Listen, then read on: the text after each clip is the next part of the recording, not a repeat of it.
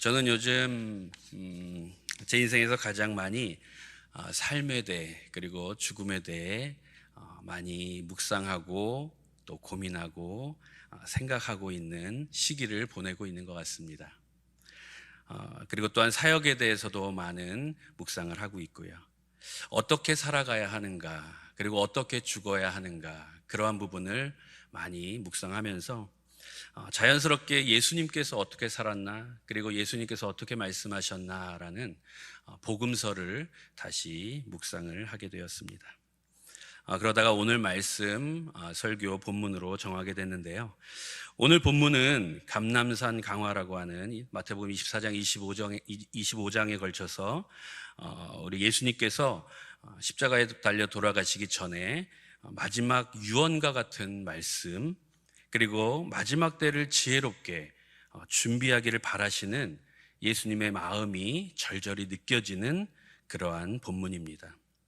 또한 천국의 비밀을 알려주는 여러 가지 비유의 이야기로 오늘 감람산 강화는 이루어져 있는데요. 우리가 잘 알고 있는 달란트 비유, 그리고 열처녀 비유, 충성된 종, 악한 종과 같은 그러한 비유들, 그리고 제일 마지막에 오늘 본문인 양과 염소의 비유를 말씀하고 계십니다. 우리가 음악회나 콘서트 같은 데 가도 제일 중요한 사람이 언제 나오죠? 제일 마지막에 나옵니다. 예전에는 JYP, 조용필이 제일 마지막에 나왔는데 요즘은 BTS가 제일 마지막에 나오죠. 그것처럼 마지막에 나오는 것이 가장 중요한 것은 우리가 알고 있습니다. 그래서 오늘 이야기, 양과 염소의 이야기가 가장 마지막 비유로 나오기 때문에 얼마나 예수님께서 중요하게 생각했고 또 마지막 때를 준비하는 우리에게 얼마나 중요하게 말씀을 해주고 싶었던 이야기였나라는 것을 우리가 유추해 볼 수 있습니다. 오늘 본문의 이야기는 이렇습니다. 예수님이 이 땅에 다시 오실 때에는요, 처음에 오실 때 말구유에 초라하게 오신 것과는 완전히 반대로 다른 모습으로 천군 천사를 대동하여 호의를 받으면서 영광의 보좌에 앉으셔서 심판자로 오실 것이라 말씀하십니다. 그 후에 모든 민족을 다 모아놓고 양과 염소, 그 당시 이스라엘 민족이라면 누구나 알고 있었던 생활 습관이었던 양과 염소를 구분하듯이 천국을 소유하는 자와 영벌에 처하는 자들을 구분하신다라는 그러한 내용을 가지고 있습니다. 우리가 양과 염소의 비유는 너무나 잘 알고 있습니다. 그렇지만 안타깝게도 양과 염소의 비유에서 천국을 소유하는 자들은 오른쪽 양으로, 그리고 영벌에 처하는 자들은 왼쪽 염소로 구분된다는 것은 잘 알고 있습니다. 하지만 많은 사람들이 거기까지입니다. 그것으로 끝나는 것입니다. 그것이 더 중요한 것이 아니라 왜 양과 염소가 분리되었고 그리고 천국과 영벌이라는 극명한 결과를 얻게 되었는지 그 이유가 더 중요한 것인데 그 이유에 대해서는 우리가 관심이 미약합니다. 아니, 알고 있어도 그렇게 하지 않으려고 하는 우리의 모습을 보게 됩니다. 그래서 저는 오늘 본문 가운데 양과 염소의 행동에 초점을 맞추어서 무엇이 그렇게 엄청난 결과, 천국과 영벌이라는 엄청난 결과를 가져오게 됐는지 그 두 가지 사람들의 종류를 함께 두 가지로 살펴보고 예수님께서 유언처럼 남기신 소중한 부탁이 무엇인가 우리가 같이 나누며 우리의 모습을 뒤돌아보는 시간을 갖기를 원합니다. 자, 그렇다면 마지막 때를 위해 오늘 본문이 말해주는 교훈이 무엇일까요? 첫 번째는 작은 자의 필요를 채우는 습관은 천국을 소유하게 된다는 것입니다. 예수님은 오늘 오른쪽에 있는 양들에게 이렇게 말씀하십니다. 35절, 36절입니다.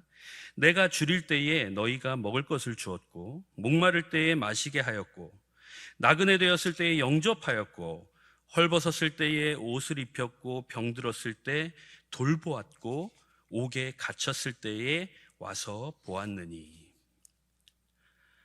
이 말을 들은 오른쪽의 양들 반응이 어떻습니까? 어리둥절합니다. 그렇죠?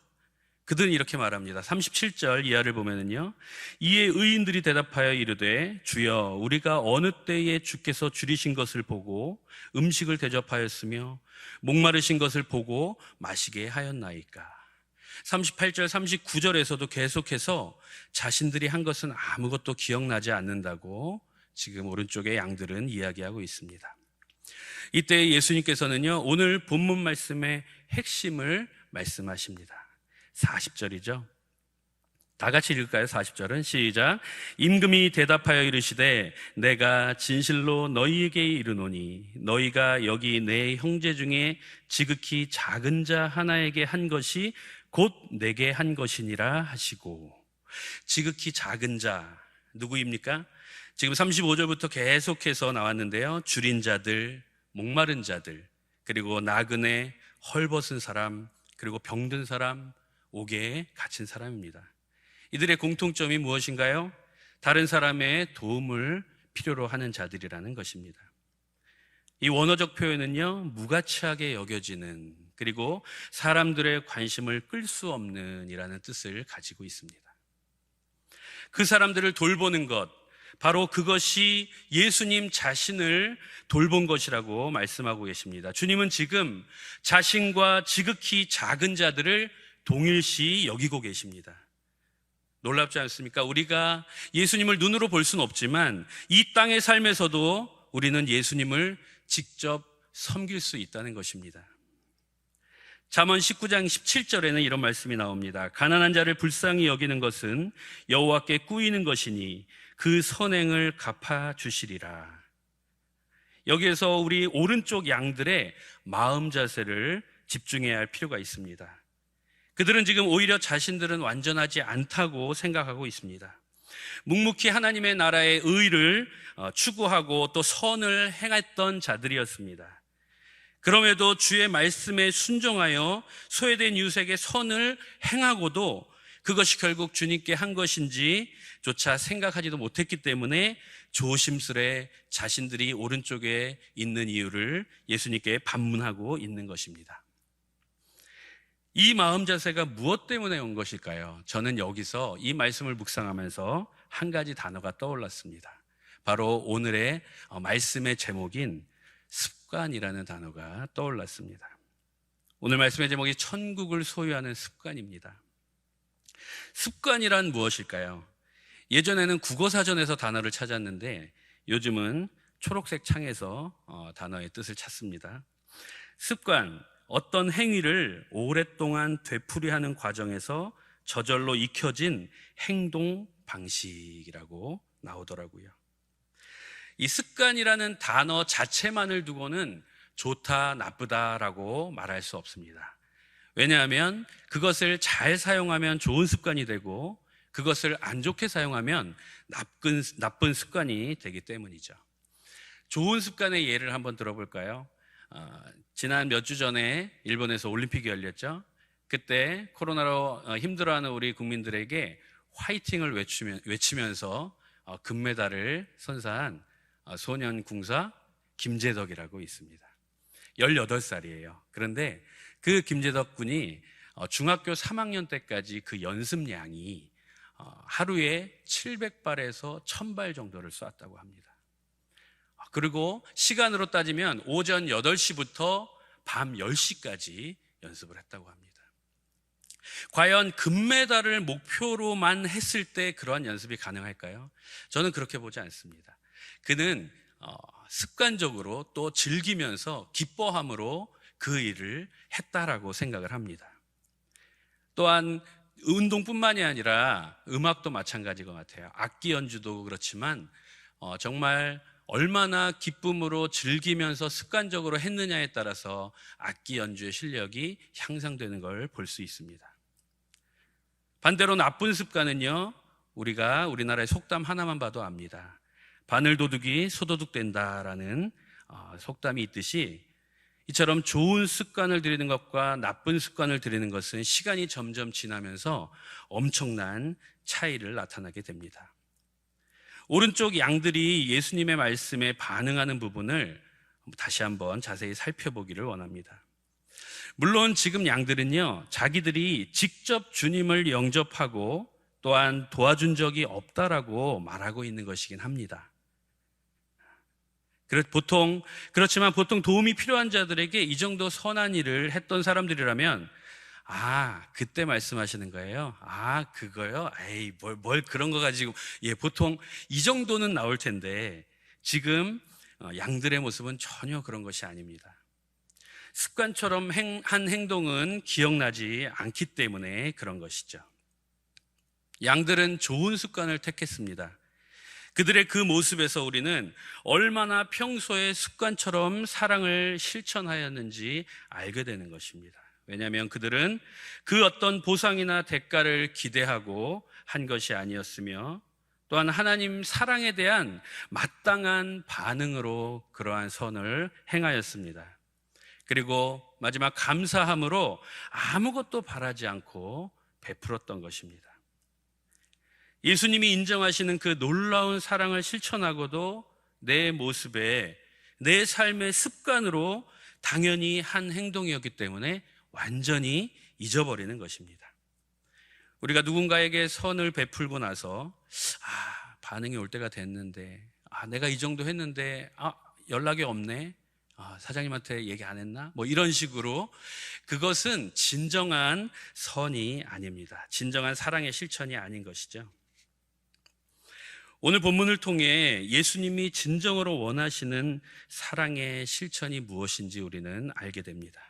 그것은 어떤 보상이나 대가를 바라는 계산적인 마음이 아니라 주신 사랑에 대한 감사함으로 자연스럽게 다른 사람들에게 그 사랑을 되돌려주는 습관적인 행동이어야 한다는 것입니다. 사랑하는 성도 여러분, 우리 사랑을 실천할 때 어떤 대가나 보상을 바라지 맙시다. 오직 그리스도의 마음으로 자신을 희생하며 그 후에는 그 자체마저도 잊어버리는 그러한 모습을 살기를 소망합니다. 그런 마음들이 우리도 모르는 사이에 지극히 작은 자에게 음식을 대접하고, 그리고 물을 드리며 영접하여 옷을 입히고, 또한 찾아서 돌보는, 서서히 그것이 습관이 되어서 조금씩 오른쪽으로 가는 삶이 될 줄로 믿습니다. 그런 삶을 살았던 우리 오른쪽 양들에게 어떤 은혜의 약속을 예수님 말씀하십니까? 34절입니다. 그때의 임금이 그 오른편에 있는 자들에게 이르시되, 내 아버지께 복받을 자들이여, 나와 창세로부터 너희를 위하여 예비된 나라를 상속받으라. 아멘. 놀라운 은혜를 받습니다. 마지막 때를 위해 오늘 본문이 말해주는 첫 번째 교훈은 좋은 습관이었습니다. 그러면 두 번째 교훈은 무엇일까요? 마지막 두 번째 교훈은 자신의 필요만을 채우는 습관은 영벌에 처하게 된다라는 것입니다. 이번에는 우리가 왼편에 있는 염소들의 모습을 한번 살펴보기 원합니다. 그들은 과연 이 땅에서 사랑을 실천하지 않았을까요? 그렇지 않습니다. 똑같이 사랑은 실천했습니다. 그러나 그들에게는요, 결정적으로 잘못된 습관이 있었습니다. 역시 왼편에 있는 염소들도 주님께 질문을 합니다. 44절입니다. 우리가 함께 읽지는 않았지만 우리 똑같은 본문이라서 40절까지만 읽었습니다. 44절에 보면은 그들도 대답하여 이르되, 주여, 우리가 어느 때에 주께서 줄이신 것이나 목마르신 것이나 나그네 되신 것이나 헐벗으신 것이나 병드신 것이나 옥에 갇히신 것을 보고 공양하지 아니하더이까 라고 말합니다. 염소 역시요, 문맥상으로 보면은 주님께서 언제 우리 앞에, 우리의 삶에 나타나셔서, 그런 모습으로 나타나셔서 저희가 도와준 적이 언제 나타나셨습니까? 이러한 뜻이긴 합니다.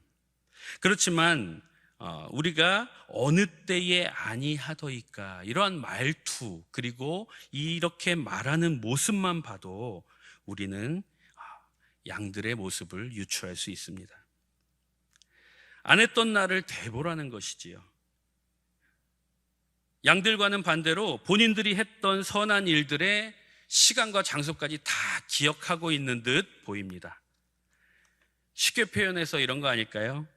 안 했다고요? 제가요? 제가 2020년 정확하게 그 2020년 몇 월 며칠 날 내가 그 까칠한 김지사 이렇게 위로해 가면서 제가 그 목자로서 얼마나 그 힘들게 했는데 하나님 저한테 왜 이러시는 거예요? 막 이런 분위기 아닐까 생각을 해봅니다. 염소들은 계속해서 자신들의 대단한 과업을 어필하고 있는 듯 합니다. 이 모습에서 주신 하나님의 사랑의 감격은 절대 찾아볼 수 없습니다. 감사함으로 사랑을 흘려보내야 하는 모습과는 너무나 거리가 멀어 보입니다. 이런 불만의 목소리를 들으시고 주님께서 뭐라고 말씀하십니까? 45절을 볼까요? 이에 임금이 대답하여 이르시되 내가 진실로 너희에게 이르노니 이 지극히 작은 자 하나에게 하지 아니한 것이 곧 내게 하지 아니한 것이니라.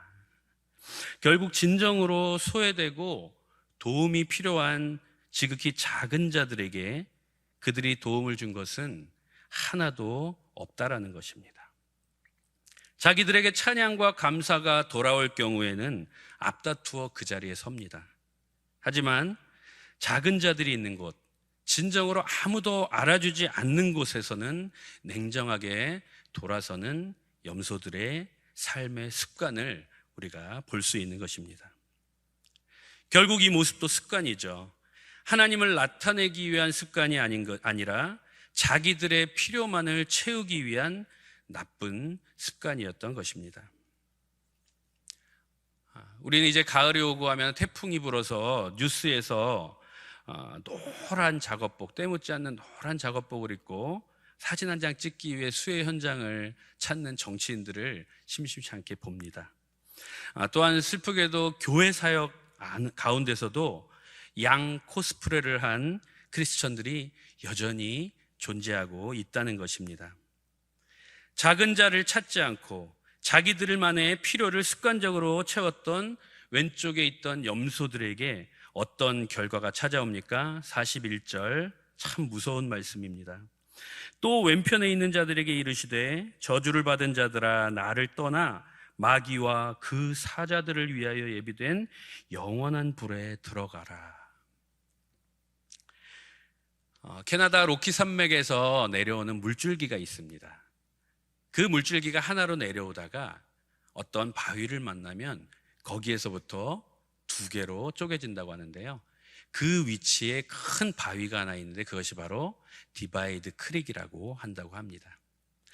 같은 물줄기로 오던 그 물이 양쪽으로 갈라지면서 처음에는 가까이 언젠가 또 만날 수도 있겠지라고 생각하지만 한쪽 오른쪽으로 나아간 물줄기는 미국을 지나 태평양으로 나가고 또 왼쪽 한 줄기로 나갔던 물은 또 미국 반대편을 지나 대서양으로 나간다고 합니다. 처음에는 같이 갔던 물이 한번 갈라지고 나면 영영 돌아올 수 없는 굉장히 먼 곳인 반대편으로 나눠진다는 것이죠. 이 세상 사람 누구도 예외 없이 예수님께서 다시 오실 때는 오른쪽 아니면 왼쪽 두 가지 중 하나로 반드시 결정받게 됩니다. 그 자리는 어떻게 정해집니까? 우리가 서야 할 그 자리는요, 바로 우리 자신이 결정하게 됩니다. 오른편에 자리한 양들은 그들의 선한 삶의 습관을 통해서 천국을 소유했으며 왼편의 염소 역시 그에 따른 자리로 간 것입니다. 이런 말씀을 들으면 어떤 사람들은 믿음으로 구원을 얻는 이신칭의가 아닌 행위로 얻는 구원이 아니냐라고 반문을 하기도 합니다. 하지만 절대 그렇지 않습니다. 오직 믿음으로 값없이 구원을 얻은 자라면 그 은혜가 너무나 감사해서 우리의 삶 가운데 누가 시키지 않아도 사랑을 나누는 습관은 너무나 당연하고 너무나 자연스러운 것이기 때문이죠. 이 모습이 지난주 우리가 큐티로 함께 나눴던 로마서 3장에서 나왔는데요. 믿음으로 말미암아 율법이 파기되는 것이 아니라 도리어 율법을 굳게 세운다라는 말씀과 연결이 되는 것입니다. 이제 말씀을 맺기를 원합니다. 본문 46절에 보면은요, 이 오른편에 있는 자들을 향해 예수님께서는 의인이라고 이야기하고 계십니다. 의인은 누구입니까? 오직 하나님 사랑에 대한 마땅한 반응으로 위로는 하나님을 사랑하고 섬기며 또한 아래로는 이웃에게 사랑을 실천한 사람들이 의인이라고 이야기하고 있습니다.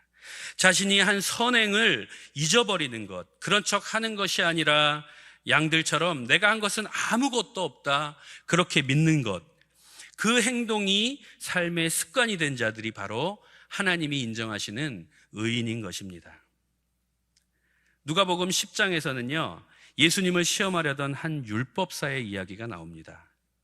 이 율법사는 예수님을 찾아와서 어떻게 하여야 영생을 얻을 수 있습니까? 라는 질문을 예수님께 던지는데요, 저는 이 본문 말씀을 볼 때마다 참 놀라운 것은 예수님이 그 정답을 직접 말씀하시지 않습니다. 이 시대에 우리의 모습이 될 수 있는 그 율법사의 입을 통해 예수님은 정답을 말씀해주고 계십니다. 누가복음 10장 27절 같이 보겠습니다. 율법사가 말합니다. 내 마음을 다하며 목숨을 다하며 힘을 다하며 뜻을 다하여 주 너의 하나님을 사랑하고 또한 내 이웃을 내 자신과 같이 사랑하라 하였나이다. 28절 예수님이 대답하시는 부분은요, 우리 다 같이 읽을까요? 시작. 내 대답이 옳도다. 이를 행하라. 그러면 살리라. 아멘. 사랑하는 성도 여러분, 당신 주변에 생각나는 지극히 작은 자들은 누구십니까? 작은 자들을 위한 지금 나의 모습은 괜찮으십니까? 사실 이 질문 앞에 당당히 괜찮다고 말할 수 있는 사람은 참 적습니다. 그리고 그렇게 말하기가 참 힘듭니다. 말씀을 전하는 저부터도 너무나 부끄러운 부분이 됩니다. 어제 우리 아내와 이야기를 나누면서 왜 하나님이 좀 부담되기도 하고 이 말씀이 전하기가 참 어려운 부분인데 이 본문을 말씀을 전하게 하셨을까라고 아내에게 질문을 했습니다. 그러니까 딱 한마디 하더라고요. 당신한테 제일 필요하니까 그렇지. 예. 역시 하나님께서는 아내를 가까이 두게 하는 이유를 다시 한번 생각하게 됐습니다. 아직 우리의 자리가 부끄럽지만 기회는 있습니다. 저와 여러분은 계속해서 이렇게 말씀을 나누며 적용하기 위해 노력하며 살아가는 크리스찬들이기 때문입니다. 요즘 코로나19로 우리 주변에 작은 자들이 더 많아진 것 같습니다. 내 주변에 사랑하는 사람들에게 기회 있을 때 섬기고 사랑을 표현하는 것, 얼마나 중요한 일인가 저는 요즘 뼈저리게 느끼고 있습니다. 사실 인생의 가장 힘든 부분을 지나고 있는데요, 지난 6월에 친구처럼 사랑하며 지냈던 우리 처형을 먼저 천국으로 보냈습니다. 그리고 정확히 한 달 후에 저희 형님을 또 천국으로 보냈습니다. 그러면서 많은 생각 가운데 내가 사랑하는 사람들, 그리고 내 주변에 있는 가족들, 교회, 그리고 목장 식구들, 동역자들, 그들에게 사랑할 수 있을 때, 또 섬길 수 있을 때 섬기는 것이 얼마나 중요한 것인가를 생각하며 지금은 아직도 부족하지만 계속해서 그러한 모습으로 살려고 노력하고 있습니다. 우리는 좀 더 여유 있을 때 선을 행하지, 그리고 바쁜 일이 끝나면 찾아가 보지라고 이야기할 때가, 또 생각할 때가 많은 것 같습니다. 그렇지만 우리의 생각과 반대로 이 삶이 진행될 수도 있다는 것을 저는 요즘 뼈저리게 느끼면서 지금 할 수 있을 때 사랑을 표현하고 섬기고 있습니다. 주님은 오늘도 여전히 지극히 작은 자들을 섬길 자를 찾고 계십니다. 왜냐하면 예수님께서 그렇게 말씀하셨고 또 예수님께서 그렇게 이 땅에서 사셨습니다. 우리 모두 예수님을 닮아서 삶 가운데 나의 필요만을 위한 습관이 아닌 작은 자들을 섬기는 습관으로 이 세상에서의 삶도 보람되고, 그리고 예수님 다시 오실 때에 오른쪽에서 만나서 천국을 소유하는 저와 여러분이 되시기를 주님의 이름으로 축복하고 소망합니다. 아멘.